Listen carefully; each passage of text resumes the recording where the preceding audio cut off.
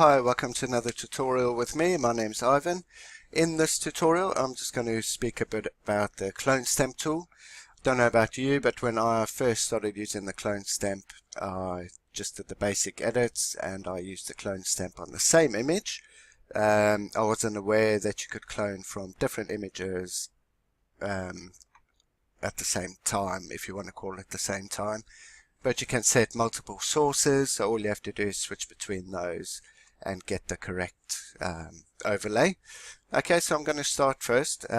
Hit S, and that brings up the clone stamp tool, or we can just find it on the toolbar over here. And then you want to go up to Window and select the clone source window that pops up. Okay, the properties menu there. So first, what I want to do, I want to show you. As you can see here, I've got the letter P, number 1, 2, 3, and 4. Inside this box, I'm going to put a document that I'm cloning things into. And then once I've shown you just the basic cloning of these, I'm going to show you how to clone from different documents, which I have open here. It is the same, it's just the numbers, it's nothing too spectacular. But the aim of this tutorial is just to explain the clone stamp a bit better to yourselves. Okay, so at the moment we've got the clone source, we have the first button selected.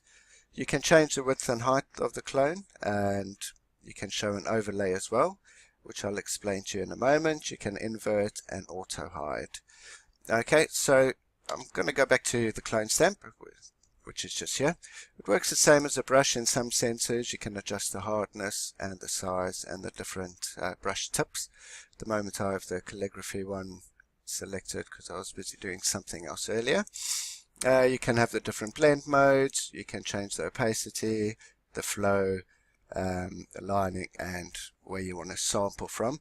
I'm going to sample from current layer. I'm just going to go to all the different layers and then I'm going to merge them together, and after that I'm going to show you the different documents, cloning from the different documents.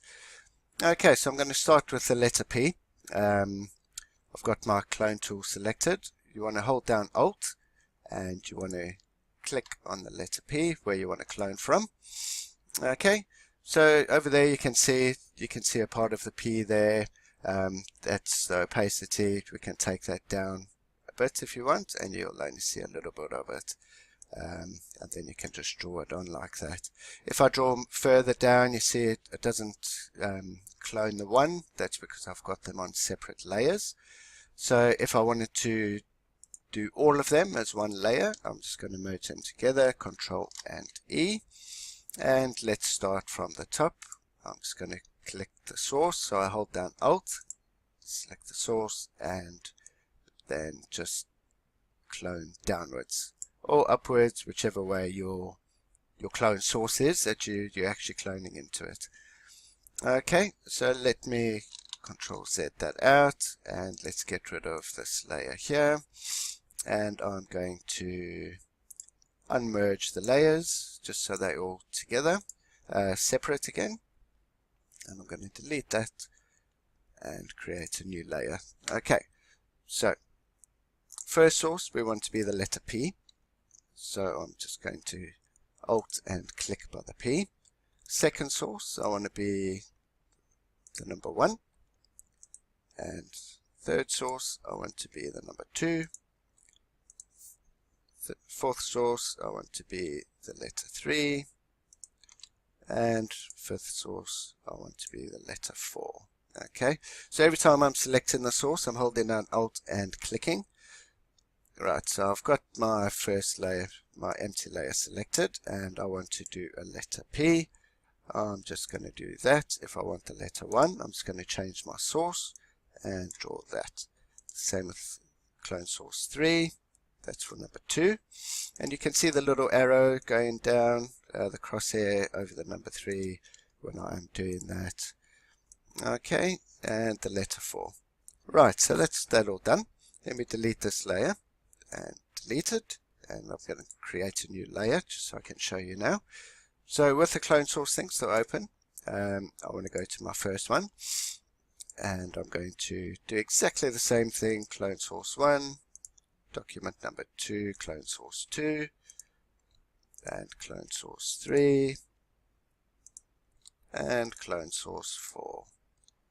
Okay, so let's go back to our original one. And you've still got them all over here, the different clone sources. Let's start with the number 1. We've got there clone source 2, clone source 3, and clone source 4. Okay, so it's really that simple. I wish I had known this when I first started cloning things, so I could stop importing everything, creating all the layer masks for just simple cloning that I needed to do. Very easy, very simple. Hope you found it helpful. Please give it a thumbs up if you did, and don't forget to subscribe to my channel, as I have many more to come. Thank you.